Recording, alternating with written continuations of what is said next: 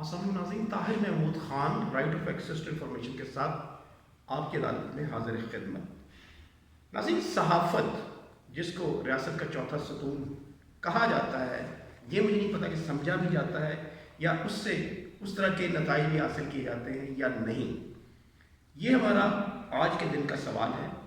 صحافیوں کے ساتھ صحافتی ذمہ داریوں کے دوران کیا ان کے مالی مسائل کو مکمل طور پر حل کیا جاتا ہے؟ ان کے ڈیوٹی آرز کے حوالے سے کیا جو ایگزسٹنگ لیجسلیشن ہے اس کے مطابق کام ہوتا ہے؟ اسی حوالے سے آج ہم میں اپنی نظر میں کہوں گا، کیونکہ میں نے شیخ ظہیر احمد صاحب کو ایک بہت اچھے صحافی کے طور پر ہمہ وقت کام کرتے ہوئے اور صحافت کی چکی میں پستے ہوئے دیکھا ہے۔ شیخ صاحب، سب سے پہلے ہم آپ کو اپنے پروگرام میں خوش آمدید کہیں گے۔ شیخ صاحب بتائیے گا کہ کہاں کہاں مشکلیں پیش آئی؟ سر، شروع میں تو بہت مشکلات پیش آئی۔ جی اس وقت ہماری تنخواہیں بہت ہی کم ہوتی، ٹھیک ہے، لیکن ان کے لیے بھی ہمیں بڑی تکو کرنی پڑی۔ اچھا، وہ بعض اخبارات والے 4 مہینے کی تنخواہیں نہیں دیتے۔ ٹھیک ہو گیا۔ پھر وہ وصولی کی تو سوچا کہ کیا کیا جائے، اس کے علاوہ ہم کوئی اور کام جانتے نہیں۔ ٹھیک ہو گیا، لیکن بڑی انتہائی کٹن مشکلات کے بعد اللہ تعالیٰ نے کچھ سلوک کیا۔ ناظرین، شیخ صاحب کی اہم بات ساتھ ساتھ بات کرتے بھی جاتے ہیں۔ میرے ناظرین جاننا چاہتے ہیں کہ کون سے ایسے دور تھے، کیا صحافی ہمیشہ اسی طرح خوشحال رہے یا انہیں پرابلمس کا سامنا کرنا پڑا؟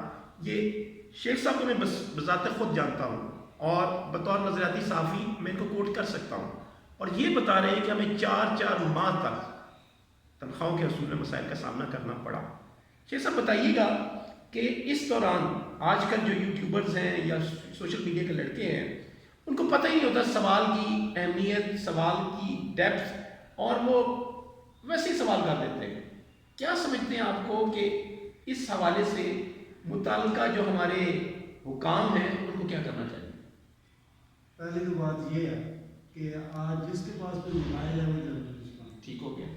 جرنلسٹ بننے کے لیے آپ کو اچھی اسپیچ آنی چاہیے، الفاظ کا چناؤ بہت اچھا ہونا چاہیے، جی، آپ کے علم میں ہونی چاہیے۔ بدقسمتی ہماری یہ ہے کہ جس کے پاس کوئی موبائل ہے وہ جرنلسٹ بن گیا اور اسے آتا جاتا کچھ نہیں، اور اگر خدا نہ خواستہ آپ پوچھ لیں تو وہ میٹر نہیں ہے۔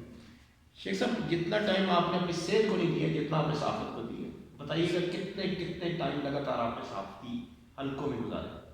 میرا خیال ہے کہ کوئی ایسا نہیں ہے لمحہ کہ 93 سے لے کے، بلکہ میں 90 میں آیا تھا۔ اچھا، تو 90 میں بھی ٹریننگ رہا ہوں۔ اچھا، 93 سے باقاعدہ شروع کیا، اس وقت سے لے کے آج تک میں نے کبھی اپنے اس کام میں بددیانتی نہیں کی، غفلت نہیں۔ Law of access to information کے حوالے سے آپ کو کتنی مشکلات کا سامنا کرنا پڑتا ہے؟ انتہائی مشکلات کا سامنا ہے، کوئی قانون ایسا ضابطہ ہے ہی نہیں کہ جس کے تحت ہم لوگ تھوڑے سے یہ سب کاغذوں میں ہے، ویسے لا میں وہی ہے نا، اس کی امپلیمنٹیشن نہیں ہو رہی۔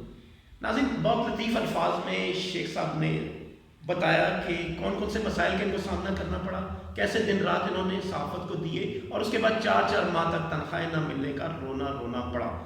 ایک صاحب حیثیت یا ایک گھر کا عام آدمی یا تنخواہ دار آدمی وہ سمجھ سکتا ہے کہ 4 ماہ تنخواہ نہ ہونے سے اس کے گھر کو کیا کیا مسائل پیش آ سکتے ہیں۔